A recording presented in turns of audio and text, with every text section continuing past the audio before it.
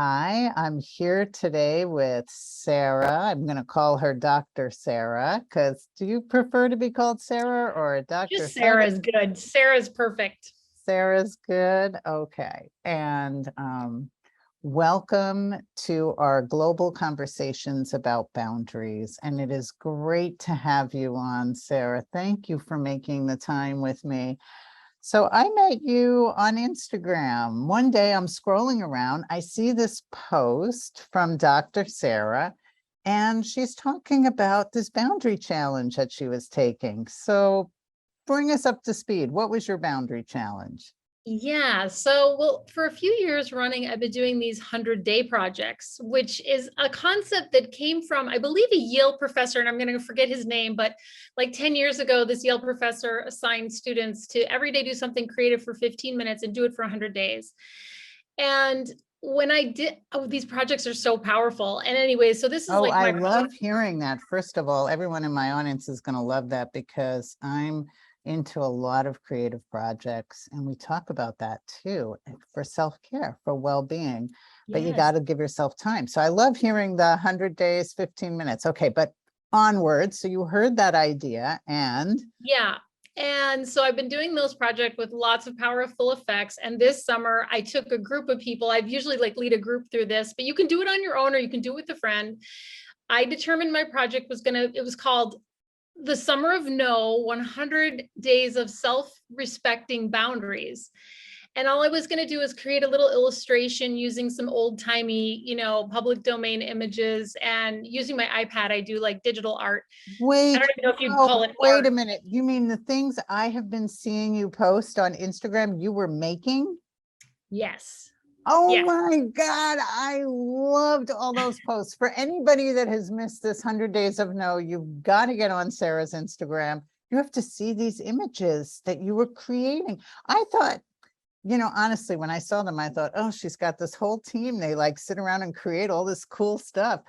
You No. were doing this on your own. They're so cool. Okay. All right. Everyone's got to see what her pictures were. Okay, go ahead. So you were making these. Yeah, so I ordered some books. I started watching YouTubes and I looked up who are the experts on this. Your name popped up, Nedra Tawwab popped up. This other person who I shall not mention, because once I started watching their YouTube channel, I realized they wouldn't respect the boundaries of the individuals they had on their YouTube channel. So then I was Oh like, okay, I gosh. cannot watch this any longer. But I Mm. started like studying the books, studying the experts, and just every day, like with 15 minutes, what time I had, I would pull one concept and try to illustrate it. From your TED Sarah, talk, your I created this illustrations little are funky. amazing. They're Oh, thank amazing. you. Well, I remember your TED talk, I created a little compass, this idea that we all have this internal compass that's telling us yes and no. And this project, probably compared to all my other projects, has had like a really profound personal effect because I suddenly have realized, Mm. wow, like I thought I had boundaries pretty nailed. I thought I was doing pretty well, but this project really woke me up to nope. It's just like I needed more practice. I needed more options. I needed more styles of saying no. There's one really I great want book to that, I want to hear what you were learning. I want to hear what you took away. I have to get over how blown away I am by the art that you created. I'm a watercolorist. I love art. But what you were creating and collage, I do this thing called soul collage. So what you were creating was really speaking to me, but I can't believe you were creating it. Okay, so we'll set that aside. And you were having all these boundary lessons. So I was what were going to, you like? What are some of the big boundary things that were for you personally that you noticed, like real big? well, the real big ones, I mean, there's so many. I want to start with like one of the ideas around boundaries is like we just don't learn this stuff. Like nobody sits you down as a kid.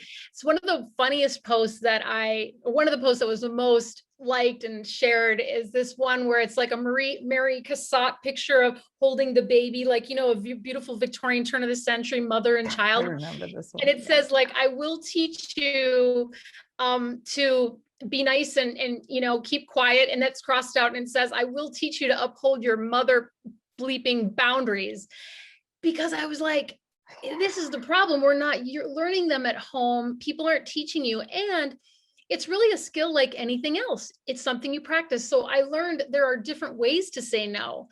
Like there's a book that's out there that's your book is wonderful. Another book I ran into is more, it's a much more sarcastic book, but it's very filled with practical examples of how, like, she had one, and I got to think about it's Fuck no, a book on boundaries. And I'm not going to remember the Yeah, author right now at this moment, yeah. but she had one of the options was no for now, for example. So this is when you tell the person, like this is especially good for people who don't say no because they fear FOMO, they have fear of missing out. And that was one of my main problems with no. I'd be like, if I Okay. didn't get this, nobody will ever call me to ask me to be involved again, for example. So the no for now Okay. is you say Okay. something like, oh, I'm so flattered you asked me to be part of the bark off barbecue, and this year I can't, but I hope you think of me next year because I love your cause and whatever. You And I know, was I like, really appreciate that you're saying this, because I think sometimes when people first come into boundary work, they're very unsure about how to start saying no. I have a little 4-step way of saying no, but sometimes they pick up books that tell them to just kind of hit it really hard.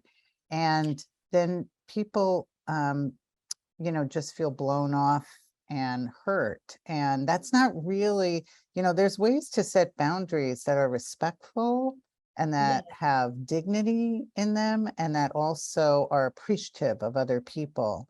And I think that that's really important when setting boundaries, is to be also respectful to the people around you that you're interacting with. And I just love your example of there's a way to say no that was, thank you for thinking of me, yeah, but exactly. Like there I'm are not gentle able this ways. time. Yeah. And that So fear that you have, that if you say no, everybody gets that. If you say no, you're going to start losing things. I don't know where we yes, got this, but it's like you're never going to be invited again. You're going to lose yes, your friends. You're going to lose your job. I mean, like there's like this crazy thing in our heads that tell us that we're going to get punished if we just take care of ourselves.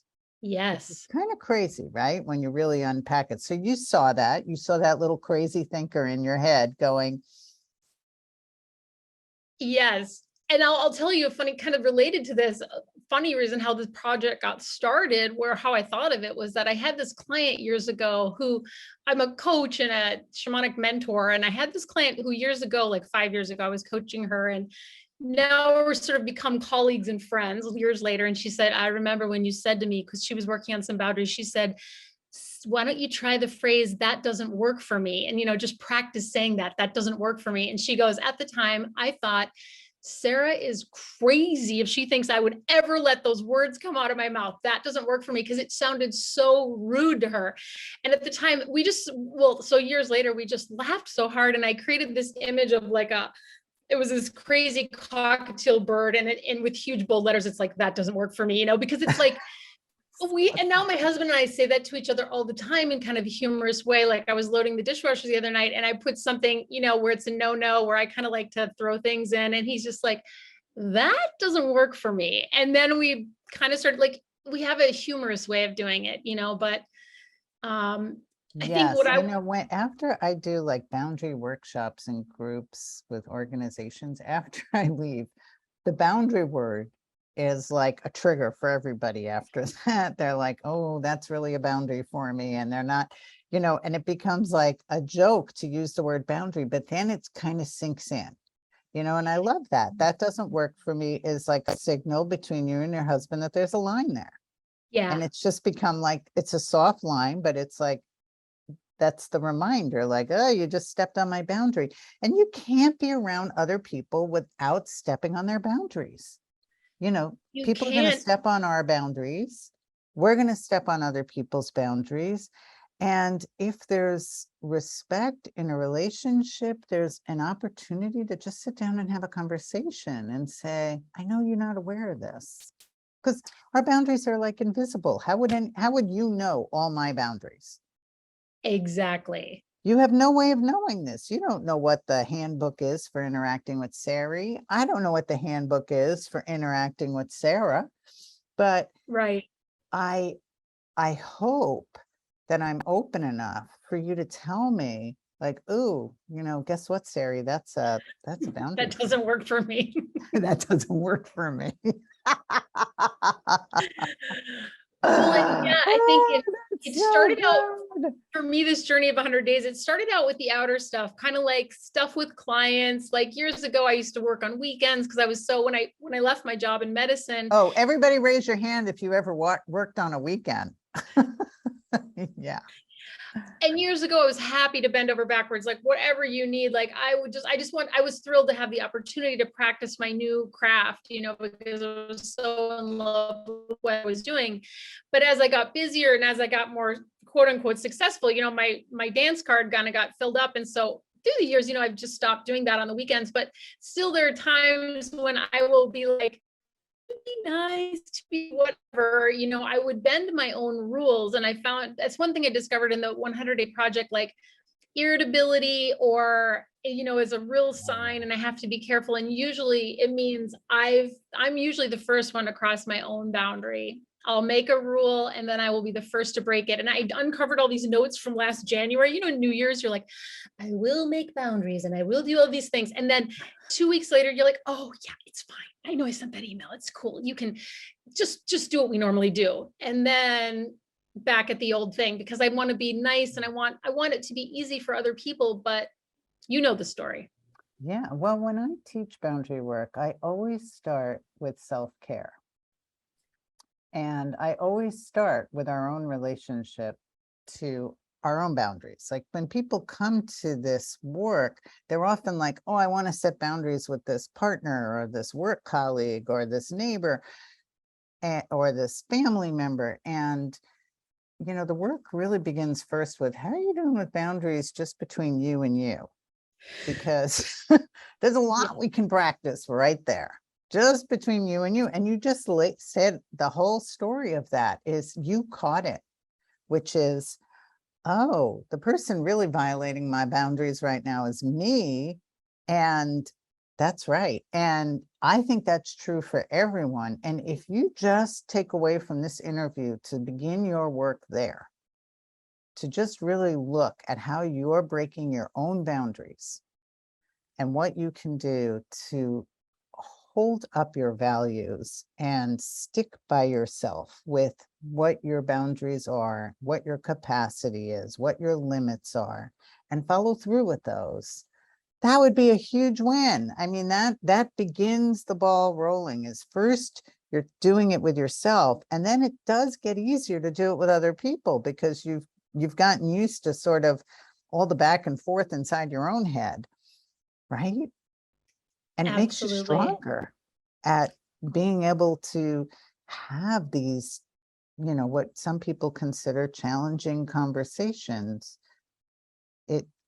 I sweat sometimes when I talk about boundaries. I mean, some of these are difficult conversations and we're not sure how other people are going to receive that. And I always say, let other people feel their feelings. You don't have to feel it for them. As a psychotherapist, I don't take care of anybody's feelings, but I teach people how to tend to their own feelings. Yeah. And it's not your job if somebody gets angry at you because you said you're not available or you can't. They have to sit and deal with their feelings about that. You don't have to present it in a way that's antagonistic. You can present it in a way that's kind and appreciative of what they need, but that they have to get those needs met somewhere else sometimes. You can't be their person for that. So tell me about your transition from doctor. Is it a transition to coach? It is. And but let me just, I want to share. I bet there were some boundaries in there, Sarah. Yeah. You said, that idea that when we do put up a boundary, what I've kind of been realizing is that there's this short-term discomfort. Sometimes it's extreme, especially if you've never done it before. It's very short-term though. Then the long-term is like awesome, like the long-term freedom and ecstasy that come from setting the boundary. Like if you're having trouble doing it, just remember there's this short-term pain and then long-term awesomeness. And then the other thing I was going to say. Oh, I love the way you just said that.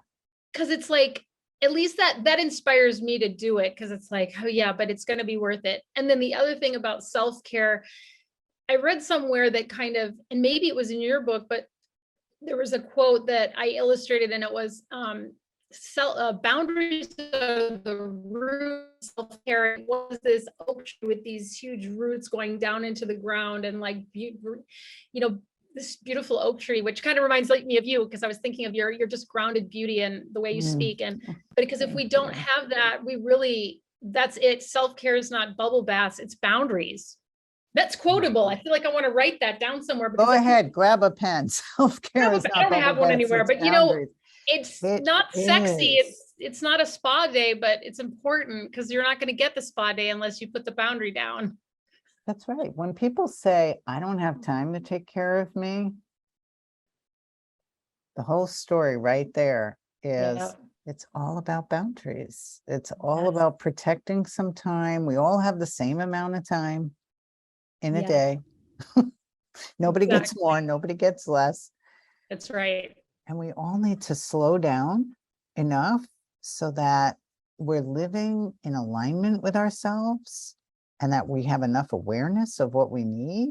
Because you can't really, as you're saying, set your boundaries if you don't know what you need. Right. If you're going Mach 2 with your hair on fire, and believe me, I used to travel at that speed. Me too. Right? You don't know what you need. So how did you make the transition from doctor to coach? Do you still do doctoring? Nope. And in medical training, I just have to do this because I work with a lot of people in healthcare and human Sure. services and education. That's my wheelhouse. Yeah. But I have to say, I think people in medicine are trained to have no boundaries. Exactly. It's the totally it. training is grueling. And I just want to know what your thought is on that. Absolutely. You are taught to completely have no boundaries. It's like, your problem is my problem, is I got to make you happy. Are you happy? I'm checking in. Are you happy? Oh, is my G2?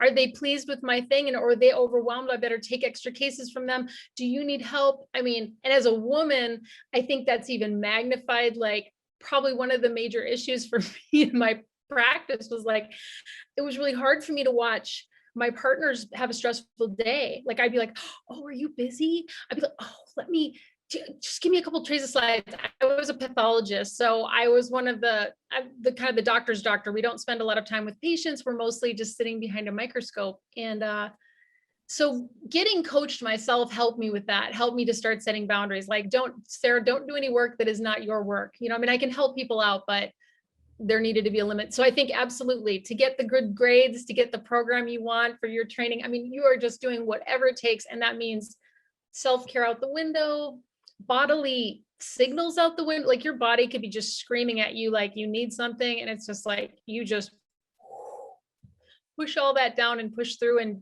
do whatever they want you to do. I could see as you talk, I can feel the compassion that you've developed for yourself. Yeah. Oh, and all the people who are in it. And it's so beautiful though. Now I'm seeing so many physicians going through coach trainings, and they're working, but they're also developing this practice where they're starting to share what they've learned about taking care of themselves. And it's so incredible. So I'm so excited about that. But for me, my husband and I were both physicians. We had 4 kids. And I just started getting this feeling that I wasn't engaged at work anymore. And that bothered me, because I realized you don't want to have a disengaged pathologist, who's looking at your 100,000 cells and trying to search for 4 or 5 malignant ones. You want to be fully engaged. So I ended up taking a sabbatical. And that summer, I was going to be home with my kids and be a stay-at-home mom, which I had always wanted to be, right? And then I was like, oh my God, like it was a big wake up call, like, this is not what I want. I love my kids, but it was hard. But that summer I ended up taking a lot of walks in the woods when the kids were somewhere else. And I kind of I just started having these really spiritual experiences. Like, I would sit in this marsh, and all the marshes were like moving back and forth. And I was like, the wind seemed like it was talking to me. It was like, the wind is like my friend. And I'm like, okay, either I'm like, this is a DSM-4 diagnosis, and I'm soon going to be like some of my relatives carted off somewhere, or B, something really cool is happening that I just wasn't aware of this other world. And it turned That out to be slowing B. down, that getting Yeah. present, that getting Yes. outside allowed Yes. you to feel, allowed you to notice, allowed you to get open and start taking in some Yes. signals around you. And you started saying, wait, what is this? What's this Yeah. saying to me? And it sounds like you were kind of coming back to life, like you were waking back up all your senses. I totally was. And one of the things why I left to take the break was I started, my whole job was a disease hunter. That's all I did all day is like hunt, hunt, hunt, look, look, look, look, and look for it. And then like, oh, nope, that's not. Yep, that's disease, disease, disease, disease. And I was like, I started going like, what makes people well? I mean, I get this disease thing and I can see it 1,000 times. And Oh, wow. so I was like on this mission to figure out what makes people well. And really what I determined over the last 10 years, I mean, I sort of Love that. realized it within I about love 3 that years. question. That is so big, especially coming from you. I mean, So that's just like, wow, yeah. big. And what I realized, what makes people well is singing, dancing, telling stories, making art, being creative, essentially. I mean, expressing ourselves and being with each other sometimes as we do this. And so, that's why I feel now like it's like these 100-day projects are like so precious to me, because people do projects that are not related to how they make money. It's like their side thing, that's their passion. They're in something that enchants them, that they wouldn't normally get to do. And then it results in this just deep healing and this deep awareness and this deep blossoming and permission giving to do whatever it is they want to do I next. And it's like, love that whoa. word. Do what enchants you. Do what Yes. enchants you. Oh, Yeah. that is I such have a Liz Gilbert gift. to thank for that word in her book, Big Magic, which is about where she Mhm, talks about mhm. creativity. She talks about like talking with your enchantment as if it's this being that can converse with you, and it really can. And it's so worth like you can just, for the people whoever's listening, like sit down and write yourself a letter. Dear Sarah, like in my case, I am your enchantment, and here's what I want you to know. Here's what I'd like to see you focusing more on. And Okay, just see everybody what listening can gets to do that assignment. yeah. Get your pen and paper And then set and the put your name at the timer for like top and 8 minutes. say, "Dear me, and Yeah. here's what my enchantment wants me to know." Oh, that is beautiful. Yeah. Beautiful. So now you do coaching and Yeah. classes. And If people shamanic, go to your website, they'll see that there's classes and coaching. yeah. And spiritual work is probably, my main Mhm, thing, doing mhm. shamanic practice, which is, the essential key to that is, people who live in shamanic cultures, they alter their consciousness using some kind of sonic driving, usually drumming, to enter these spiritual realities where they can gain helpful and healing information, or art. They can get also like, you can receive ideas to write books, and the spirits can help you with anything, is kind of what I've learned. And so sometimes we even Mm. dream of art. I've had that, like last year I had a beautiful full piece of art come through in a dream, and it's like made it, and it was just such a neat experience. So And the yeah, I key think part that's what of I that, learned was though, is missing. learning to trust that, Yeah. knowing how to Yes. trust it, knowing how to walk into that with some faith, that those ideas are part of our wisdom for our life path, Yes. and And that takes to time. follow that. And it sounds like you have that understanding of trusting that voice when it comes up and those dreams. And so many of us have found our paths in life and meaning, purpose by listening and tuning into that. And so that Yes. sounds like that's a really important part of your work. And it takes some boundaries too, right? To be able to Yeah, give yourself space to go in to for really sure. hear, right? You can't hear it if Yeah. you're just like on TV and online and always busy and always scheduled. We can't sink into that space where we can actually hear that wisdom coming through.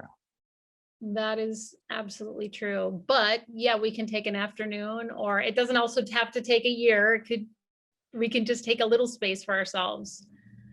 An hour in the woods could make a big difference, and just ask, like, what do I need to know here? I'm confused. Just go out in the woods and see what happens. I love that. I Or the desert or the love ocean, or, that. whatever you got around you. Like, Yeah. So I yeah. got to ask, what's your next 100 days going to be about? Gosh, I don't know what I'm going to do next. I'm really developing a lot of work with my art. And so I'd like to Which do is something. incredible. Your Well, art is a lot of the incredible. work that I did this summer, is just using like public domain images and then like playing around with those. So I also just want to make some original, like sort of non-collaged art. So that's probably something I will look into. Right now, my next thing that I'm doing, which I'm so shocked it's taken me this long because I'm kind of obsessed with houses, but a fellow coach and I are developing this program to help people connect with themselves through their homes. And so Oh, the intention is sort of help everybody turn their whole lives into a prayer through working with their home, building that house of integrity, like engineering spaces that really bring out our best, engineering spaces that will help us to follow through on the things that we say we want to do. And engineering spaces that will create, the things that we want, whether it's more intimate connection, more financial stability, whatever it is, or even eating more healthfully, Oh, whatever I that is. can't wait to see what you come up with. I love this idea because you could do that with any space, and that, Yeah. it can feed your soul. It becomes like a home for your soul, Yes. and a way that your soul is being expressed. I built this little cabin a few years ago with my husband, which is where I see my clients, and it's surrounded by trees, and Ooh, it's small and precious and beautifully heated, and um, very cozy and private. And it's mhm. kind of my dream house. It's like the dollhouse I never had as a kid. And Yeah. it really is like a dreamy house. It's just this little dreamy space in the woods. And now we're going to build our home right next to it. But Ooh, there's something, I wondered at first if my clients would even notice when they came into the space. And they started saying things like, just walking in here, I feel better. yeah. Just Yep. being here is fine, even if we don't talk. I'm like, they were getting it. And there's deer that come right up to the door sometimes, or you'll hear the raven calling, or Love an it. eagle will be cackling right outside the window. And it just adds to it. So there is something about knowing what you need in whatever space you make, right, as your home. Yes. And I think of them as sanctuaries. They're Yeah. Absolutely. I mean, years ago, I did interior design professionally for a while when I was sort of after my sabbatical, like during my sabbatical slash, because I thought, well, maybe this is an area I can contribute in because it's just a real passion of mine. And it was so fascinating because we would go into people's houses and, sometimes we would bring in what they wanted, like the new couch or the chandelier or the rug or whatever.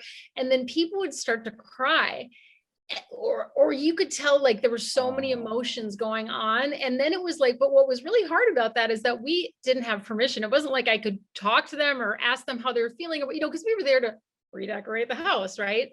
right. But it's so personal, and it's Oh, so. I just love that you're going to do it. So will this be like a class people can take, or a Yeah. workshop? Are you I'll doing put it a link so you can online? share it. So we have a free 90-minute class that we just taught live. And so that's available for people to stream now and watch. So just to get I'm inspiration. all over it. I'll be watching. Totally awesome. And then if you're interested in jumping into the longer, like 7-week experience, then you can join that. But in the 90 minutes, I think you'll get a lot of inspiration and get pumped up about the ideas and what we're talking about and some practical connections to that. So, Sarah, what is so interesting about you is I just met you with this project of 100 days of no, but what I'm really seeing is how unlimited you are, how willing hmm, you are to say yes to your soul, and how willing you yeah, are to walk your path and Thank you kind for of follow saying that. dreams and trust them, and how much you're saying yes to that, which does require saying no to a lot of other things. It really does. And trusting that when you say no to the things that don't feel quite right, that don't ring your bell 100%, then don't you like to hold on and just trust that something better is coming, or the space to do something more true for you is coming. Now, I'm going to ask you a hard question. What do you say to people who say, well, you have those choices because you're privileged? Mhm. That it's a privilege to be able to make choices like this in life, and that somebody might be listening and saying, I don't have any choice about what I'm doing. What do you Yeah, say to somebody who's feeling like they don't have feeling that choice? way. Mhm. I would say I I would invite them to create just a tiny bit of space for themselves, just even a little bit, whether it's 10 minutes just to meditate and read a book that inspires them. It's like when we just start to crack open that door, there's like an unlimited flood of information, guidance, Love that image. abundance that Just can, yeah, just crack open the door. Show up. You were yeah, showing up 15 minutes a day from that challenge of 100 yes, days. Show up 15 minutes a day yeah. with your soul, and do something that you enjoy, whatever it is, for those 15 minutes. And buddy up with somebody maybe too, because there's something about when doing it with Mm, another person, getting that support. So I'll give an example. A year ago, uh, when we were in the pandemic, everybody's wearing sweatpants and yoga pants, right, all the time. And my friend Paula was like getting dressed every day and like getting on Zoom, all snazzy-paz, and she looked so great. And I was like, how are you doing that? She's like, I just love to get dressed. And I'm like, really? And I'm like, oh, I want to do that again. I used to like getting dressed. So what we started doing was every morning we would just text each other a photo of what we were wearing. And that got me excited because I knew Paula was waiting for my photo, and I would make an effort because I knew somebody cared. I mean, otherwise I was just wandering around my house and nobody was going to see what I was wearing. So there's something to that, like accountability, but also, so if you could and just even supporting send that each other, person a sweet showing up. reflection of whatever you read, or send Something them that an, you did in your yeah, 15 minutes, showing up in your 15 minutes. Have a yes, buddy yes. that Find you somebody will that wants that exchange and too. connect with in some way that just touches in and says, I did my 15 minutes. Here's my blah. Yes, Here's a picture of what I read. It's just a photo exchange. exactly. Great. Oh, that is beautiful. Thank you, Sarah, for making time Thank you, Sari. today. And I'm so excited about the work that you're doing. And And everybody has I, to go back and look at your Instagram and kind of go through and now know that it was Sarah doing all that art. Oh my God, I love hearing this story. And I can't wait to see what you're doing with these houses. What's the name of the program again? it's called Tiger's Nest, Building a House of Integrity. And Love. Tiger's Nest ties into, there's a place where in the Tibetan tradition where people go to meditate way up in the mountains, where there's this absolute sense of peace and, and harmony.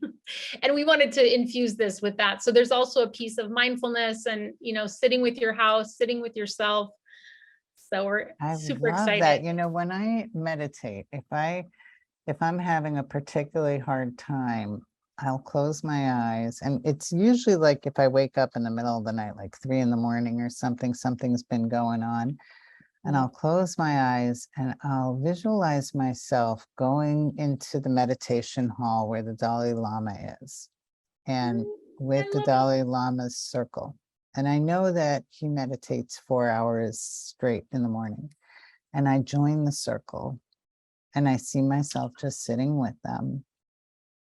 And we're just meditating together. And I have this path that I walk up that I've never been on, but I see it in my mind. It's always the same path and I always hear the same sounds. And it's very soothing. I It's a love that. very comforting thing, especially if I've been woken up at 3 or 4 in the morning with some troubling thing on my mind. And it brings me quite a bit of peace. So I love what you're describing, this tiger's nest. So I hope everybody checks it Yeah. out. And I'm excited to stay in Yes, we'll touch, share. Sarah. I want to keep following what you're doing and keep track of you. I love what you're doing in the world. And I'm just so thrilled that that you wandered into the 100 Days of Boundaries and tagged me so I could connect with you. Thank you for all you do, Sari.